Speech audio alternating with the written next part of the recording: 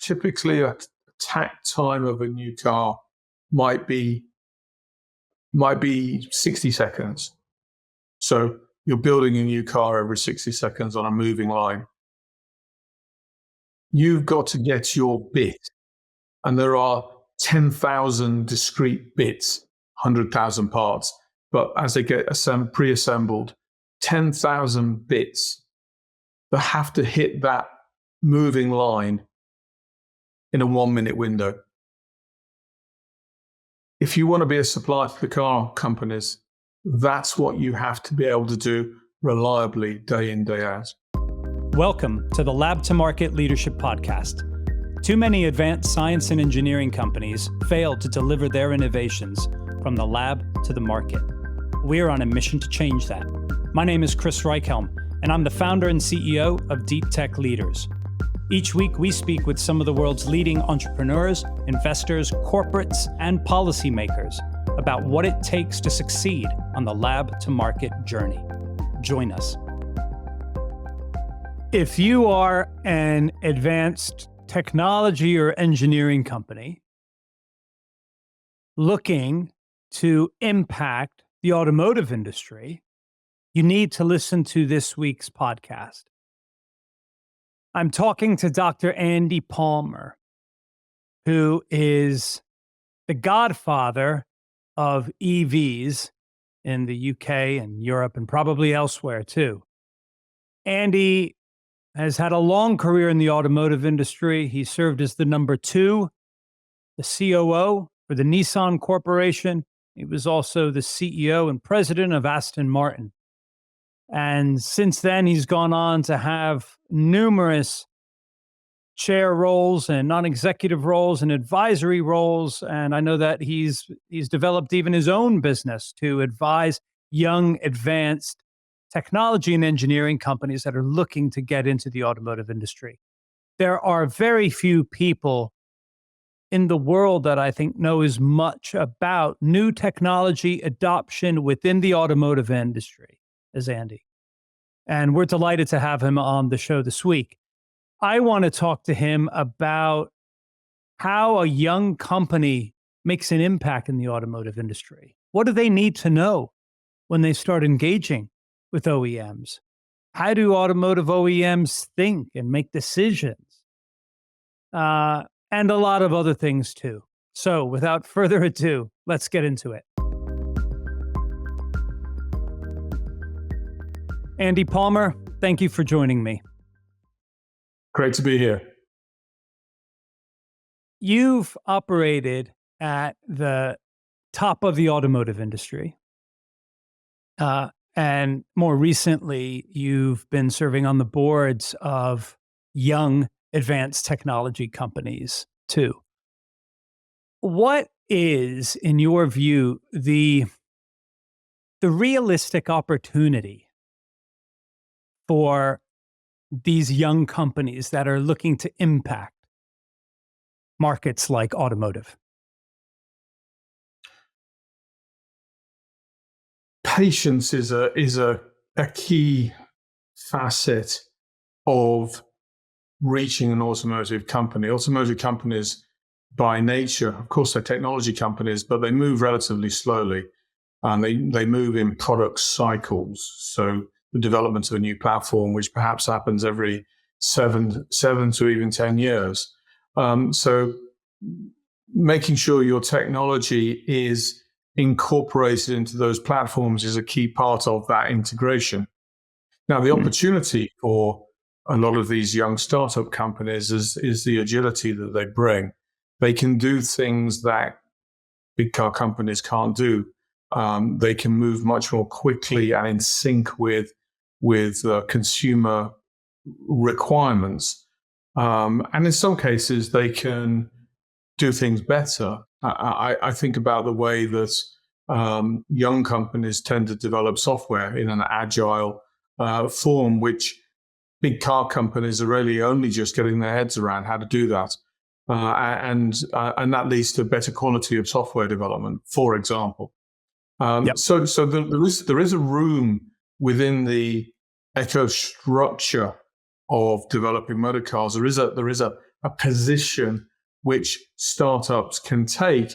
And that might ultimately mean that they're a supplier to the car companies, or their technology is licensed, or of course, so they can get absorbed by the car makers.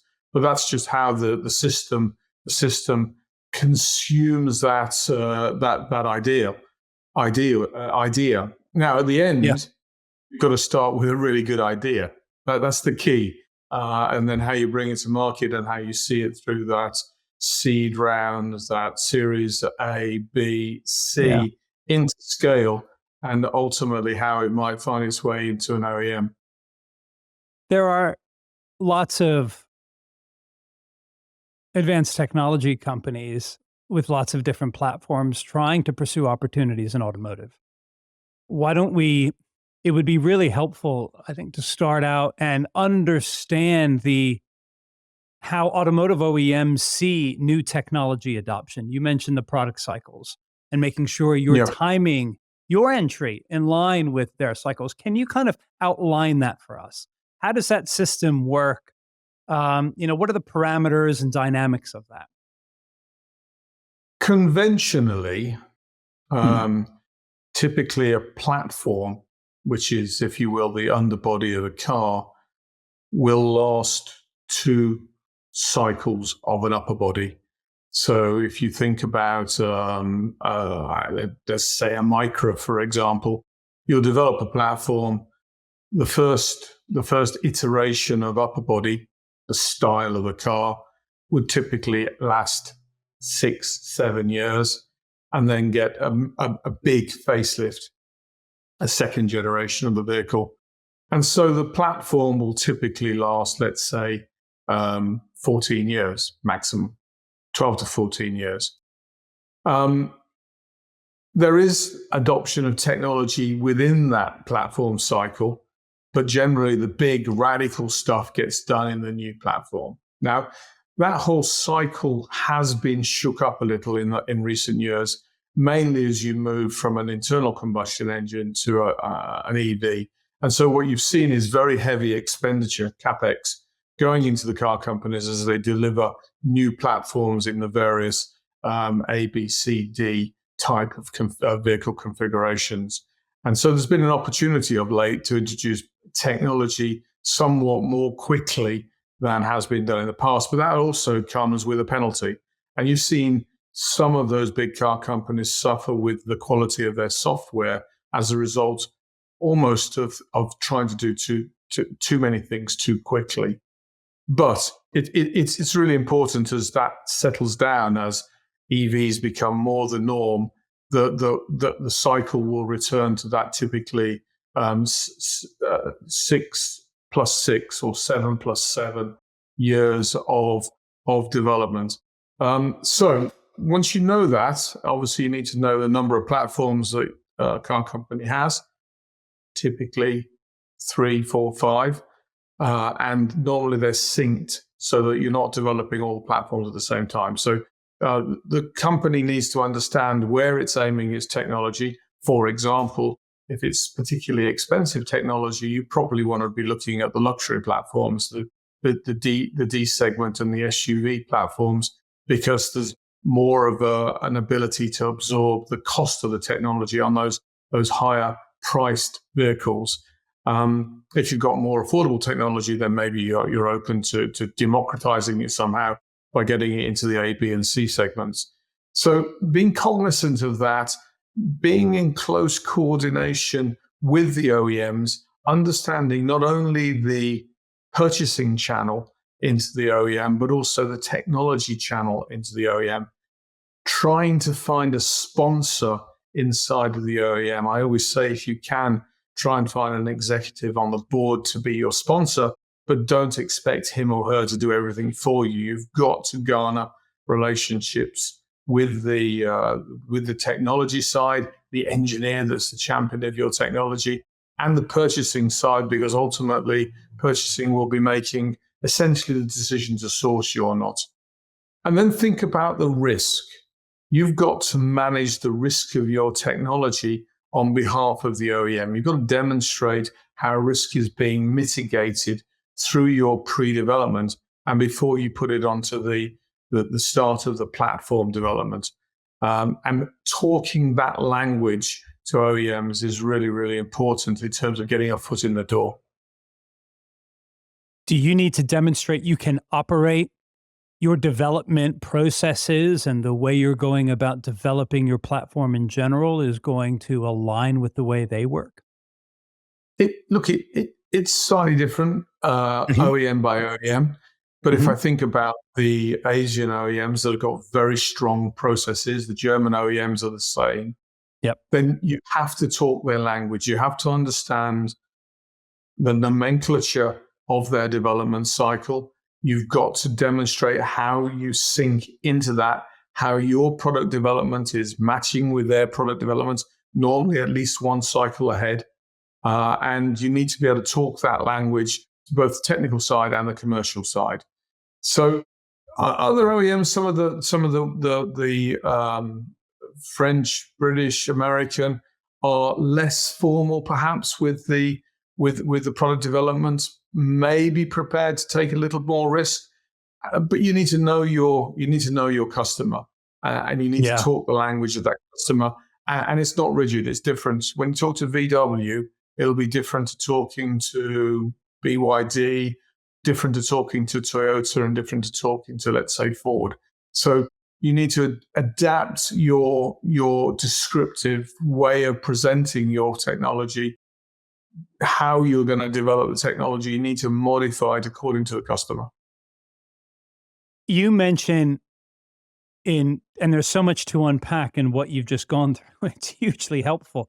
But you mentioned something about developing a cycle ahead. Can you expand on that? What is developing a cycle ahead?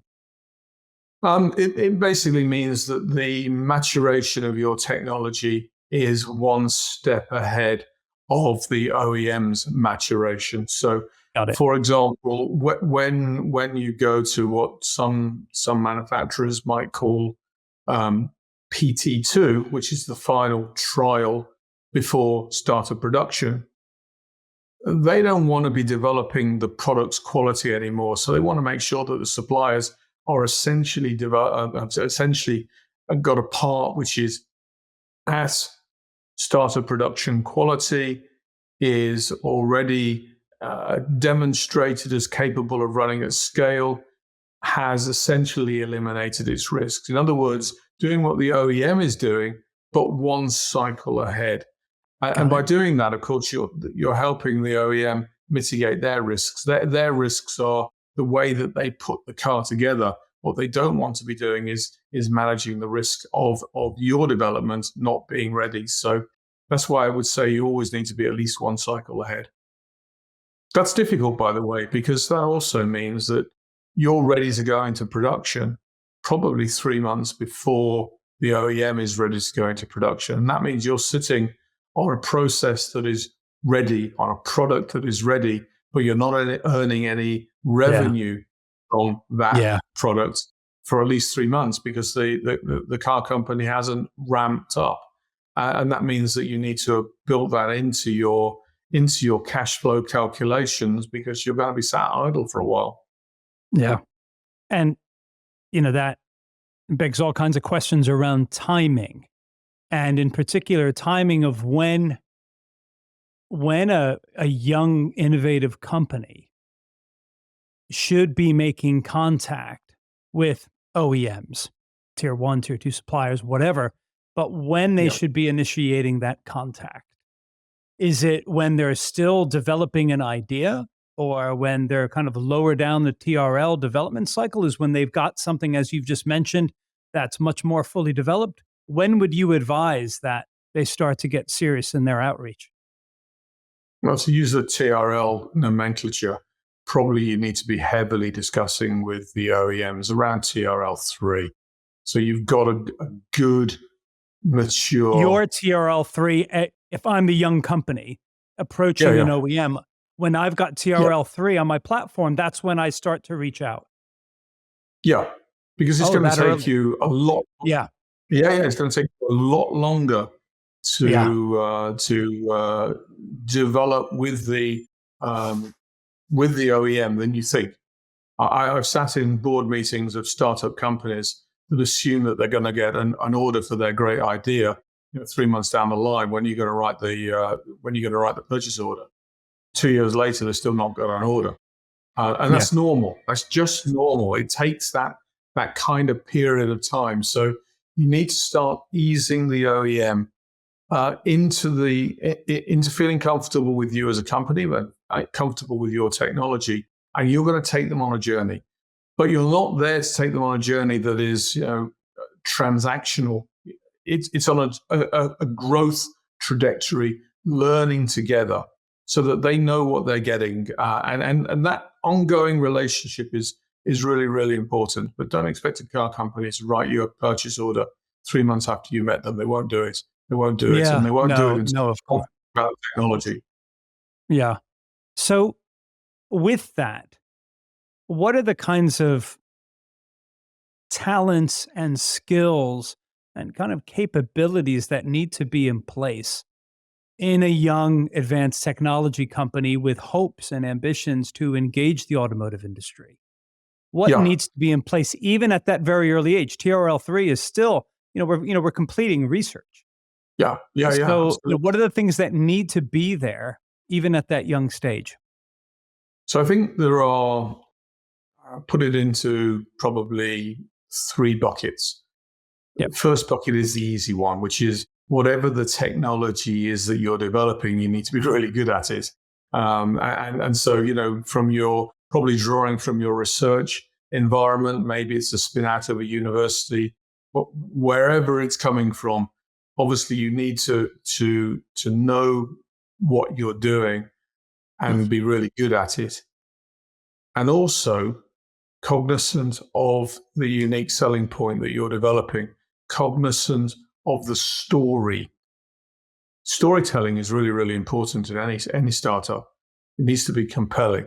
And you need to be able to present it almost as if it was a fabulous novel that has a beginning, a middle, and an end. You need to be able to tell the customer what you're going to tell them, and then tell them what you've told them. It's really important that story flows. So developing whatever you want to call it, let's call it a CIM, or a teaser. You start doing that from day one, because if you've got an idea that isn't matching with consumer need, that isn't uniquely positioning yourself, then you probably haven't got a product. So that's kind of bucket number 1.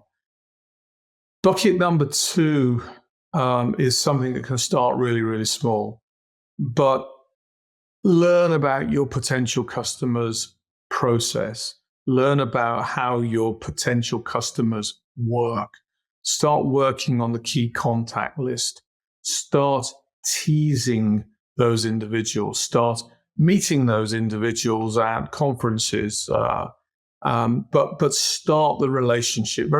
You'd call it marketing, but it's not overt marketing. It's about teasing the network and making people aware of you, and also be aware, of course, there's quite high turnover of senior executives in car companies. So you need to keep on top of what's happening inside your target organization. Yeah. Third and last bucket, financial discipline. Most startups don't make it because they run out of cash. And it's really easy to find yourself in financial strife, and it's always cash flow related.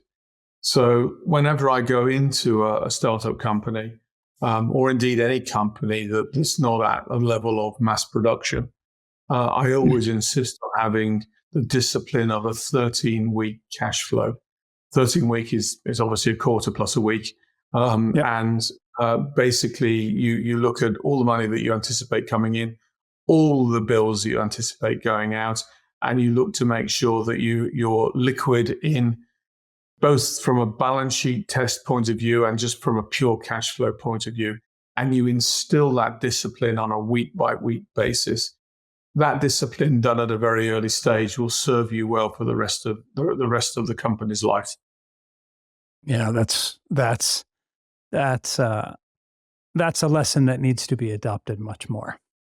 Yeah, and look, It will make, as you go through your seed round, as you go through your Series A, B, C, being able to demonstrate that, look, in fact, being able to demonstrate that you've got good stuff in those three buckets, in the content of the product, in your understanding of your customer, and in the discipline of your finances, being able to demonstrate that will help you raise the money that you need at each of those rounds. Can I take you back to bucket one for a second? Yeah. You mentioned the storytelling piece, and vital. How do you, if you're at TRL 3 or even you're at TRL 4, you don't know all of the dimensions of your solution yet. Yeah. And in some cases, you've got a hunch and it's a provable hunch. It's an increasingly provable hunch, a hypothesis that you're working on, but you don't have that story complete yet. So I imagine there must be a balancing act. There is. Between how much you draw someone in and the claims you're prepared to make versus making sure not to misset expectations or give false hope. How do you manage that? I would argue that your pitch at that stage, you're really creating a pitch deck. Call it what you want. I call it generally a CIM. I would say it's a live document, and it makes hypotheses, but it has to be there. The story has, as you see it today, has to be there. Perhaps the story says there may be some junctions where we need to make decisions, but it needs to be a compelling story. Even if it says at some moment we may choose to go left or right, it still needs to be a compelling story. Just taking an idea, you look at it, for example, as you know, I am chairman at a company called Brill Power, which makes complex electronics for managing batteries.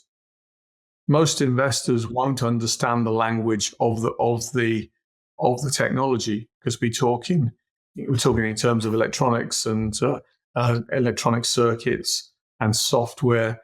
And so what you've got to do is you've got to turn what is a very clever battery management solution.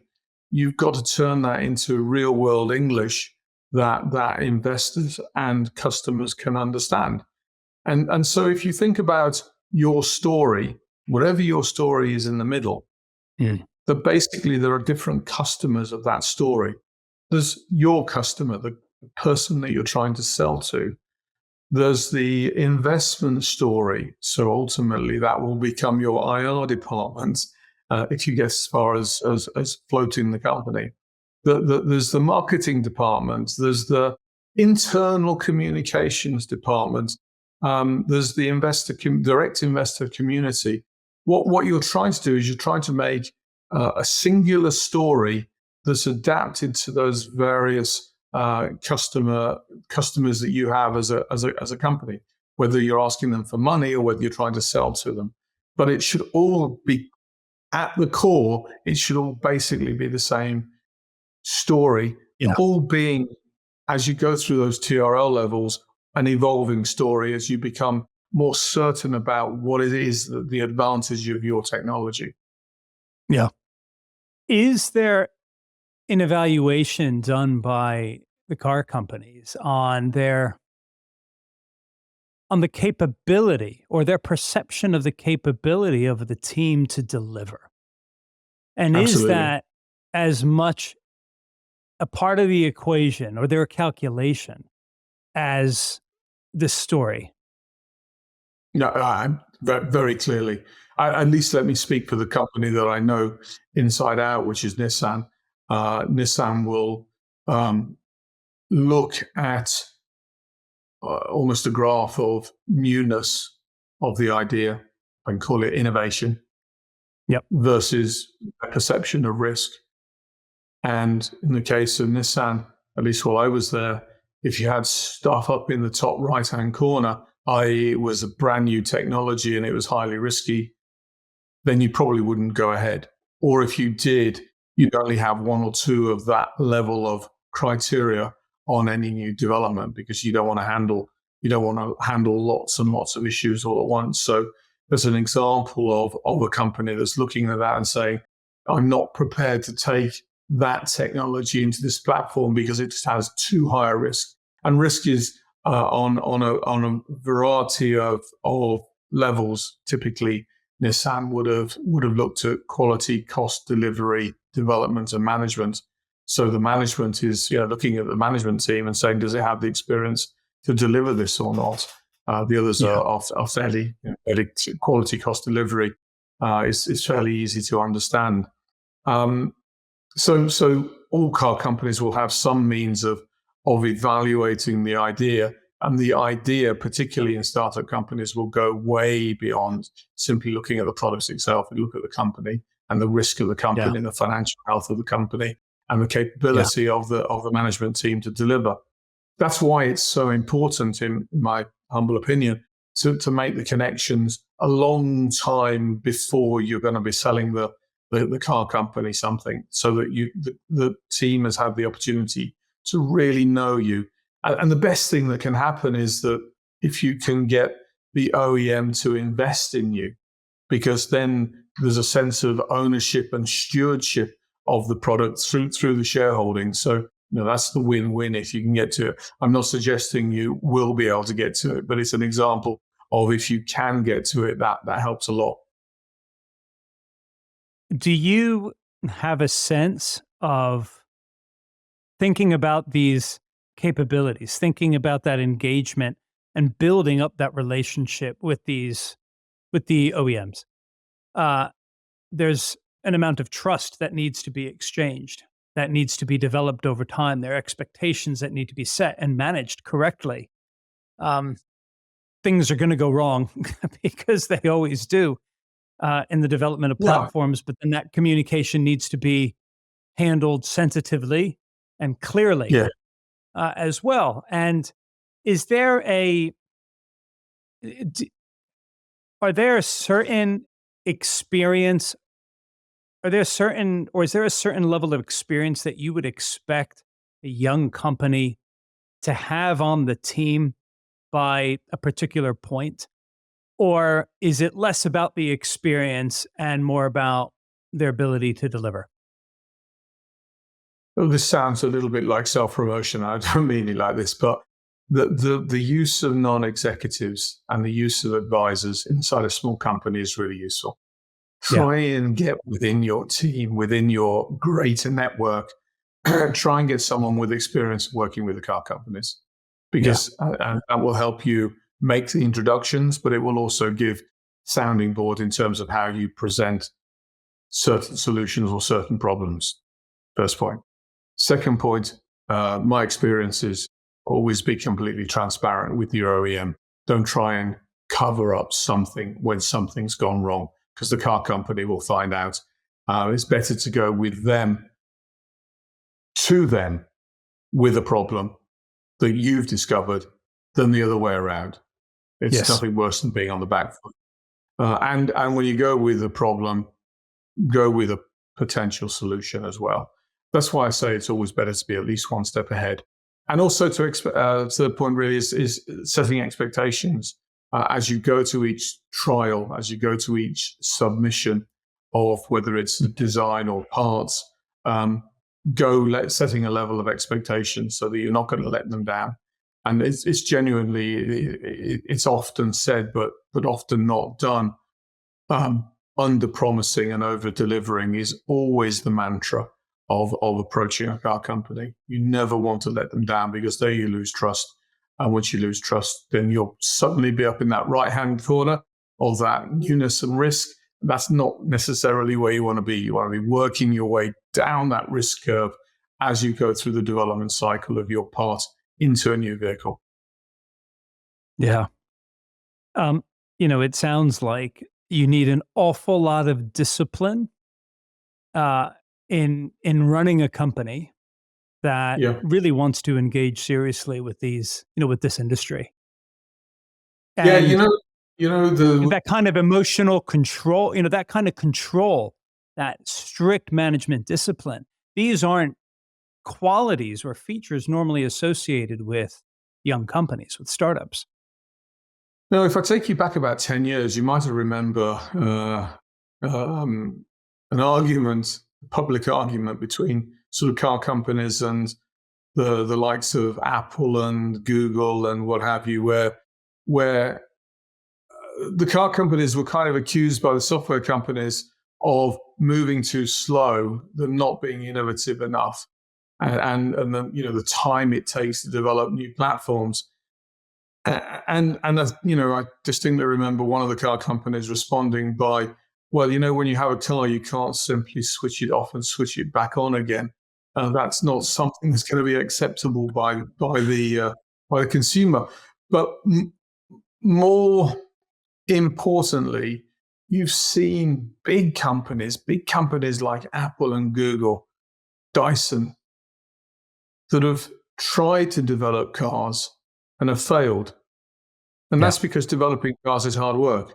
You've seen a lot of startups try to develop vehicles and they come up with really good concepts, but they don't get through to the manufacturing stages because developing a car for production is really hard. And once you get to production, you can't afford to have software issues where you have to continuously switch it off and switch it on. Over-the-air updates sounds fantastic, doesn't it? And it is fantastic. But it doesn't change the fact that fundamentally your electronics need to be reliable, your software needs to be reliable. And when you have bugs, as VW did with the development of their early EVs, it's very damaging to the product very quickly, even if you do have over-the-air updates. So, there's a lot to unpack there, but basically, there is, But people trust their cars. They need to trust their cars are going to work. They need to trust they're in a safe place. Their babies are in safe spaces when they turn on those cars and press the gas. Is not the same. A car is not the same as a consumable device. It's not. Yeah. As you say, basically, you entrust your family to the car, and it's why in the early days of autonomous driving, for example, where a lot of the tech is going at the moment, people talked about reaching level 5 within level 5 means fully autonomous, fully eyes off the road, no steering wheel. Talked about reaching that level, within 5 years. And I was always saying, we won't reach level 5 in my lifetime. And I still stand by that. We won't reach level 5 by my lifetime, and I'm not planning on dying tomorrow. It's a long, long way away. Now, getting reasonably to level 3, perhaps even in geofenced areas up to level 4, which is level 4 is truly eyes off the road, is possible. But eyes off the road, anytime, anywhere, any country, any circumstances, that's a long way away.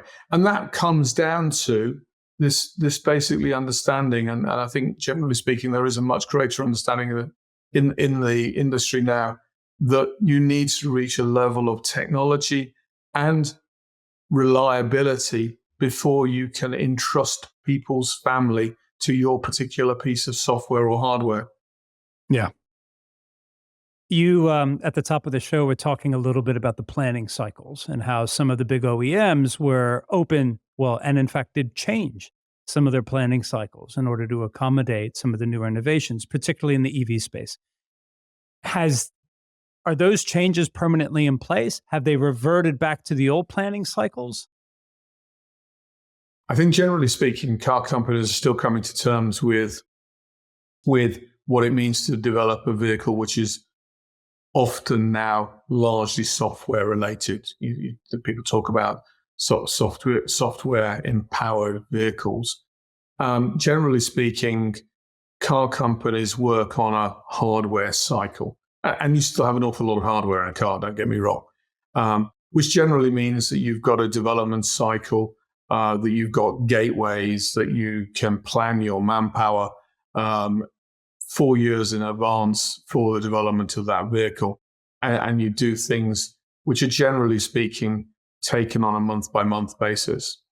Software, it's hard to work like that. So generally speaking, you're into an agile environment which is basically looking at defining the problem in a scrum and then doing a 2-week sprint. Entirely different, and takes an entirely different mindset in how you develop it. Now, at the same time, some people will advocate you can do the hardware on a scrum and sprint basis.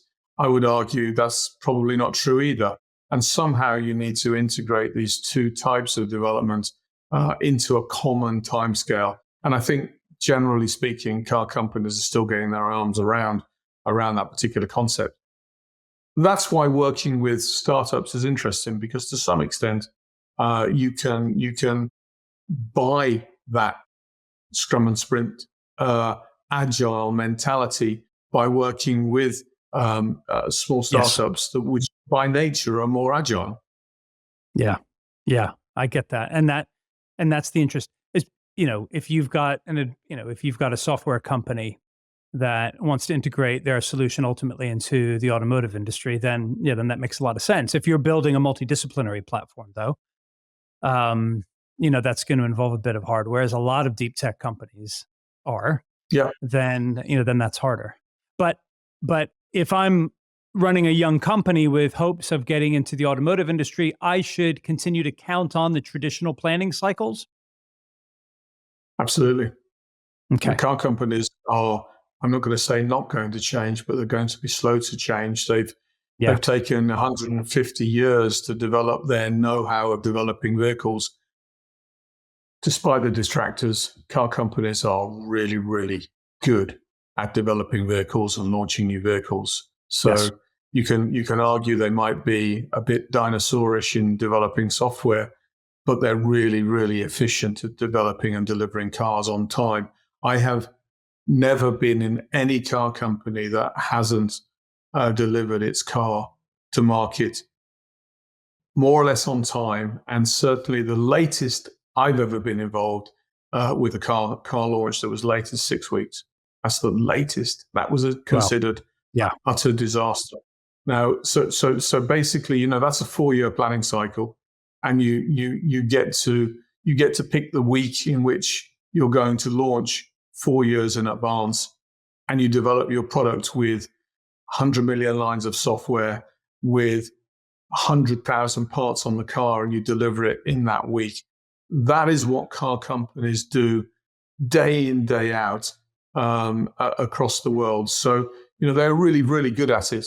And what you've got to do as a startup company is you've got to integrate into that system, which goes all the way from product concept and product design right the way through the sourcing cycle, the manufacturing cycle, and the supply chain cycle, and eventually arrives with your piece of something, be it hardware, software, or both, being line side, probably no more than 30 minutes before it's stuck on the vehicle. Yeah. Just the sheer focus on delivery, and delivery to the quality and to the economics and to the expectation that's required at that level is a serious effort. Where, in your view, it is? It really is.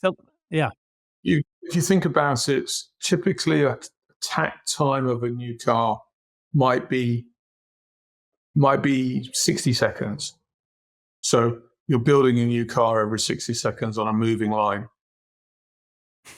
You've got to get your bit, and there are 10,000 discrete bits, 100,000 parts. But as they get pre-assembled, 10,000 bits that have to hit that moving line in a 1-minute window. If you want to be a supplier to the car companies, that's what you have to be able to do reliably day in, day out. Yeah. So, on that note, you've been advising young advanced tech companies for a little while now as a board director, as a chair. Not singling out any of them, but I know you've advised a lot more that compared to the number of board seats you've had. You've advised a lot of companies. In your view, standing back, where do most young companies go wrong? what are they failing to grasp? What skills or capabilities do they continue to lack? Where do they continue to go wrong in your view? Yes, I do advise a lot, and I do advise a lot through my consulting company. Um, Almost all of those startups um, misjudge the manufacturing maturity cycle. So, developing any product, people look to the design freeze when the development is finished and frozen. From that point on, the car companies will be doing the manufacturing cycles. So they'll be developing their supply chain. They'll be developing their ability to build the car reliably, and that typically is a 1 year window. And so that's completely overlooked. It's overlooked not only, by the way, by startup companies, but it's been typically overlooked by a lot of the startup car companies that have come along, and they find themselves with a product that they think is finished that they're not able to manufacture. And I remind you of Elon Musk's comments about being in production hell. That production hell was basically, how do you make the car? You've got a car, it's fully developed, but you now need to make it. You now need the supply chain to supply you. You need the takt times being refined, so the stations need to be balanced, and you need to have the training of the people. And it's really, really hard. It's perhaps the hardest part of developing a car. But it does mean that you've got a year where perhaps you hadn't planned for it. Perhaps you were expecting revenues during that year, and you don't get them because you're only supplying trial parts, basically.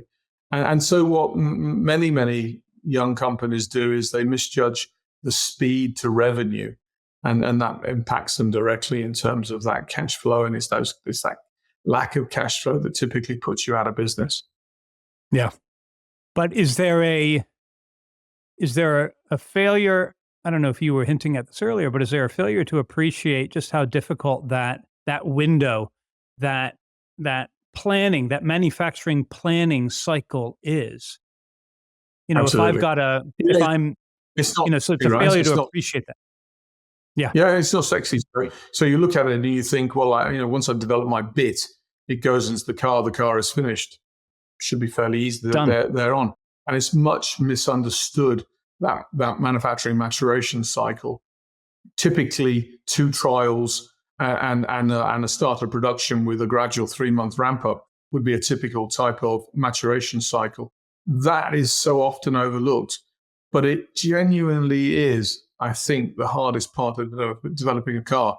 And almost certainly during that cycle, you'll have the OEM asking you to modify something because they'll find maybe your bit, they need to change the order of assembly, and therefore your bit suddenly doesn't fit anymore.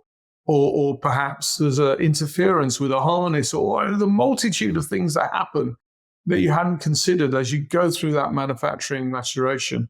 So you suddenly find yourself on a back foot because you thought you'd finished the development of your product, and suddenly you're asked to change something, particularly if you've got a wiring harness associated with it. So often the harness maybe wasn't the harness's fault, but it's the harness bit, which is the easiest bit to change. So the electrical architecture gets changed. So quite often there are late cycle changes that you didn't expect.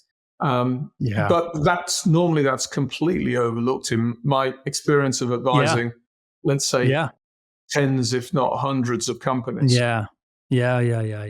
If you were setting up a new company to support the automotive industry in some way, to supply a part, a service, well, it's not going to be a service, but a solution to the automotive industry, what are the lessons that spring to mind that you'd want to bring to bear as you're developing this young company? First and foremost, you need a fairy godmother. You need a guardian, whatever you want to call it, but basically an OEM, a sponsor. If you have a sponsor that will be with you through thick and thin, that ultimately gives you that first order so that you can demonstrate that you've got an order booked, that will significantly change your chances of success.